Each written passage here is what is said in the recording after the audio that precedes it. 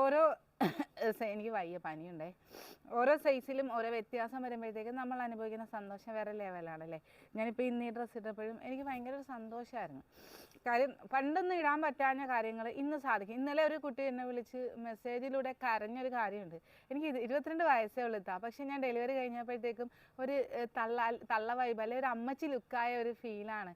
അല്ലെ എന്താ പറയുക, എനിക്കൊരു മറ്റുള്ളവരുടെ മുന്നിൽ പോയിട്ട് ഞാൻ ഇന്നൊരു ഡ്രസ്സ് എടുക്കാൻ പോയിട്ട് പുള്ളിക്കാരിയുടെ ആ ഒരു വോയിസ് കംപ്ലീറ്റ് ചെയ്യാൻ പറ്റിയില്ല. കാര്യം പുള്ളിക്കാരി കരയുമായിരുന്നു. 22 വയസ്സുള്ളൊരു പെൺകുട്ടിയാണ്. ഓക്കെ, അപ്പം അതൊക്കെ നമുക്ക് ഓർക്കുമ്പോഴത്തേക്കും എനിക്ക് എല്ലാവർക്കും പറ്റത്തില്ല എന്ന് നമ്മൾ മനസ്സുകൊണ്ട് വിചാരിക്കുന്നുണ്ട്. അതെ, ഞാൻ ഇന്ന് കാണിച്ചു തരാം. ലാർജ് മീഡിയം ഞാൻ ഇടുന്നുണ്ട്.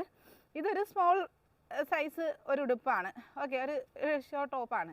അപ്പം ഞാൻ ഇതൊന്ന് ഇട്ടിട്ട് വരാം. എല്ലാ ഡ്രസ്സും സ്മോള് പറ്റുമെന്നല്ല, നമ്മളെ കൊണ്ട് വിചാരിച്ചാലും നമ്മൾ എല്ലാ കാര്യങ്ങളും നേടിയെടുക്കും. ഇനി എൻ്റെ ലക്ഷ്യം എന്ന് പറയുന്നത് ഈ ഒരു ലെവലിലേക്ക് എത്തുക എന്നുള്ളതാണ്. അപ്പം ഞാൻ ഇതൊന്ന് ഇട്ടേച്ച് വരാം.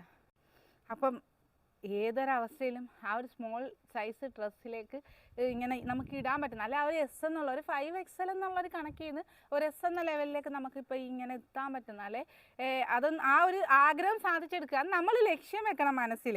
അല്ലാതെ നമ്മൾ കരഞ്ഞുകൊണ്ടൊക്കെ ഇരുന്നാൽ അവിടെ ഇരിക്കത്തേ ഉള്ളൂ. നമ്മുടെ ഒരു സന്തോഷം ആരും ആഗ്രഹിക്കത്തില്ല. നമ്മുടെ സന്തോഷം നമ്മൾ തന്നെ കണ്ടെത്തണം. നമ്മൾ അതിന് വേണ്ടിയിട്ട് പ്രയത്നിക്കണം. അത് എന്തിനാണേലും, ഒരു ബിസിനസ് വളർത്താനാണേലും അല്ലെങ്കിൽ നമ്മുടെ ആഗ്രഹങ്ങൾ വളർത്തിയെടുക്കാനാണേലും നമ്മൾ അതിന് വേണ്ടിയിട്ട് കഷ്ടപ്പെട്ട് നോക്കിയേ. തീർച്ചയായിട്ടും 50% നമ്മളും 50% മുകളിലിരിക്കുന്ന ആളൊന്നാണ്. അപ്പം നമ്മൾ കഷ്ടപ്പെടാതെ ചുമ്മാ അവിടെ ഇരുന്നുകൊണ്ട് ബുദ്ധിമുട്ടിച്ചുകൊണ്ടിരുന്നാൽ എന്തായാലും സാധിക്കുക. ഇന്ന് 5XL നിന്ന് ഇങ്ങനൊരു ലെവൽ അല്ലെ എസ് എന്ന ഒരു ഇതുള്ള ആ ഒരു ഡ്രസ്സ് ഇടാൻ എനിക്ക് സാധിക്കുന്നുണ്ടെങ്കിൽ ഞാൻ എടുക്കുന്ന ആ ഒരു കഷ്ടപ്പാട് എഫേർട്ടും തന്നെയാണ്. പക്ഷേ ഞാൻ ഒരു പട്ടിണി കിടന്നോ അല്ലെങ്കിൽ ഇഷ്ടപ്പെടാത്ത രീതിയിൽ കടിച്ചു പിടിച്ചോ അല്ല എൻ്റെ ഈ ഡയറ്റ് കൊണ്ടുപോകണത്. ഈ 2 വർഷമായിട്ടും ഞാൻ കണ്ടിന്യൂസ് എനിക്ക് ഇഷ്ടപ്പെട്ട എല്ലാ ഭക്ഷണങ്ങളും ഞാൻ കഴിക്കും, ഇഷ്ടപ്പെട്ട എല്ലാ കാര്യങ്ങളും ഞാൻ ചെയ്യും. അത് എൻജോയ് ചെയ്ത് തന്നെ ഞാൻ കൊണ്ടുപോകുന്ന ആളാണ്. അപ്പം അങ്ങനെ അപ്പോൾ എനിക്ക് ആ കുട്ടി കരഞ്ഞപ്പോഴത്തേക്കും എനിക്ക് ഭയങ്കര സങ്കടമായി. കാരണം ഞാൻ മുമ്പ് അനുഭവിച്ച ആ ഒരു ഫീലിങ്സ് എനിക്ക് ഇപ്പോൾ ഇന്ന് 31 വയസ്സിൽ എനിക്ക് പണ്ട് ഇടാൻ പറ്റാഞ്ഞ ആ ഒരു ഡ്രസ്സ് ഇടാൻ പറ്റുക എന്ന് പറഞ്ഞാൽ അപ്പോൾ എല്ലാവർക്കും സാധിക്കും. ഞാൻ നിങ്ങളെപ്പോലെ ഒരു സാധാരണക്കാരിയായിരുന്നു അല്ലേ. അപ്പോൾ എനിക്ക് പറ്റിയെങ്കിൽ പിന്നെ നിങ്ങൾക്ക് എന്തുകൊണ്ട് പറ്റത്തില്ല? പറ്റും. അത് നിങ്ങൾ മനസ്സ് വെച്ച് ഇറങ്ങണമെന്ന് മാത്രം. അപ്പം ഇന്ന് ഈ ഒരു സ്മോളിലേക്ക് എത്തുന്നത് ഇനി ഇത് കണ്ടിന്യൂസ് സ്മോളിൽ തന്നെ നിലനിർത്താൻ നമ്മൾ ശ്രമിക്കുക.